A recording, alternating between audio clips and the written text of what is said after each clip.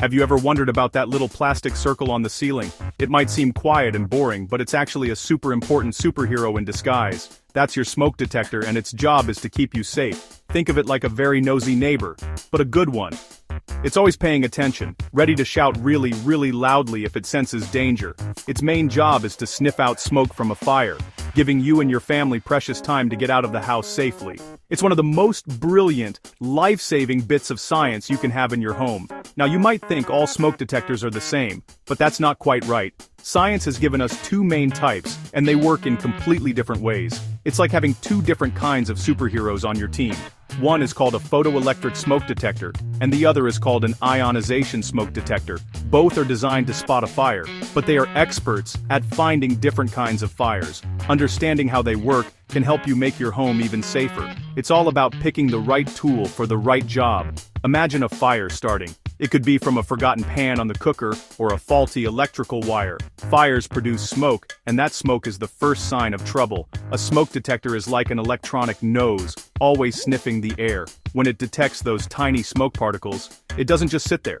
It springs into action. It sounds a piercing alarm that is impossible to ignore. This early warning is crucial. It can wake you up if you're asleep and give you the vital minutes you need to follow your fire escape plan. Science is pretty cool, isn't it? So, why are we talking about this today on the 30th of January 2026? Because safety is always in season. Knowing about your smoke detectors is a key part of being a responsible scientist in your own home. It's not just about having them, it's about understanding them. By the end of our little chat today, you'll know exactly what's going on inside those plastic shells. You'll understand the difference between seeing smoke and sniffing it, and you'll be able to make a smart choice to protect everyone you care about. Let's get started. Consider it science. Let's talk about our first type, the photoelectric smoke detector. The name sounds complicated, but the idea is simple. Photo means light. Electric means, well, electricity.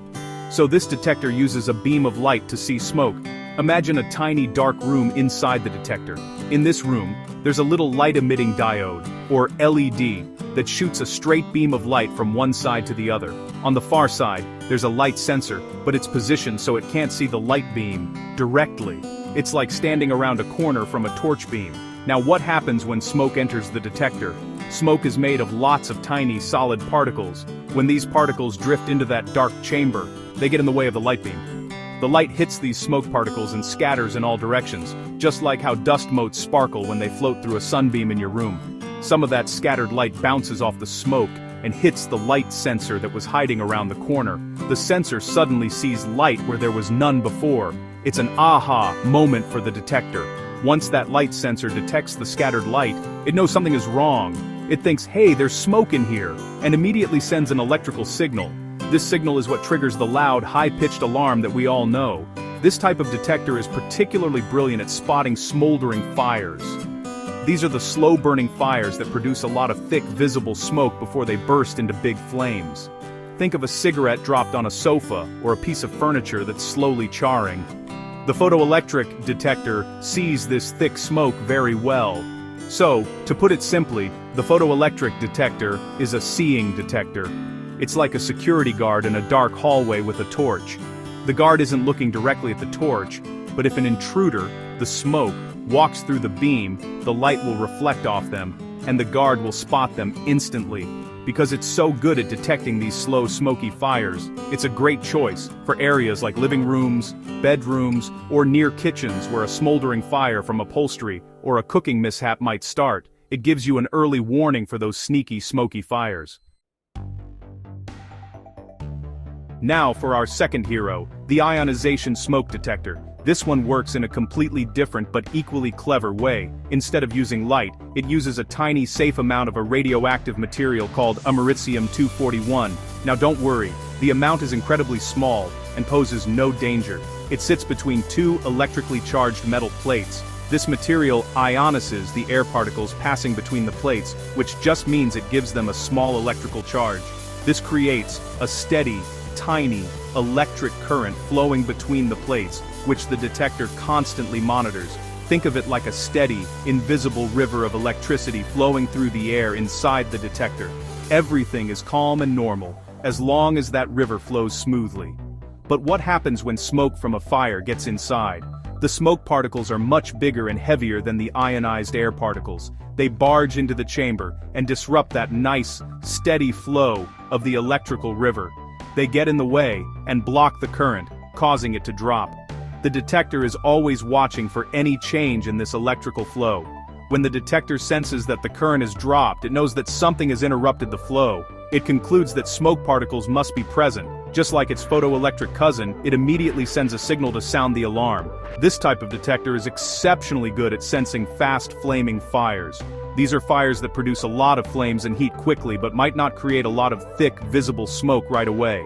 Think of a fire involving flammable liquids like grease or paper catching fire. So, the ionization detector is more of a sniffing or feeling detector. It senses a change in the air's chemistry.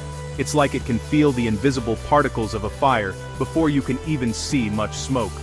Because these detectors are so quick to react to the tiny invisible particles from fast flaming fires, they are often recommended for areas with highly combustible materials. For example, a workshop where you might store paints or a utility room. They are fantastic at giving you a warning for those sudden aggressive fires that grow very quickly. So, we have the photoelectric detector, which is great at seeing the thick smoke from slow, smoldering fires, and we have the ionization detector, which is excellent at sniffing the invisible particles from fast, flaming fires. Which one is best? Well, the truth is, neither one is better than the other all the time. They are just better at different things. A smoldering fire on a sofa is a very different beast from a grease fire in a pan, and you can't predict which type of fire you might have in your home. This difference is incredibly important for your safety. Imagine you only have an ionization detector and a fire starts from a smoldering cushion. It could produce a lot of deadly smoke for a long time before the detector finally goes off. On the other hand, if you only have a photoelectric detector and a fast flaming fire starts, the ionization alarm would have given you an earlier warning. Since every second counts in a fire, having the right type of alarm for the specific type of fire can make a life or death difference. This is why experts have a very clear recommendation. The best solution, the one that gives you and your family the most complete protection, is to use both types of technology. You can do this in two ways. You can either install separate photoelectric and ionization alarms in your home, placing them strategically, or even better, you can buy a dual-sensor smoke detector. These incredible devices combine both a photoelectric and an ionization sensor into a single unit. It's like having both superheroes in one alarm, ready to tackle any kind of fire that comes their way. In conclusion, choosing a smoke detector isn't about picking a winner between photoelectric and ionization. It's about understanding that they are a team. For the best possible safety, make sure your home is protected by both types of sensing technology. Check your current alarms to see what type they are. If you only have one kind, consider adding the other or upgrading to dual sensor alarms. Test them every month and change the batteries every year. By doing this, you're using science to create the safest possible environment for you and everyone in your home. Now that's thinking like a scientist.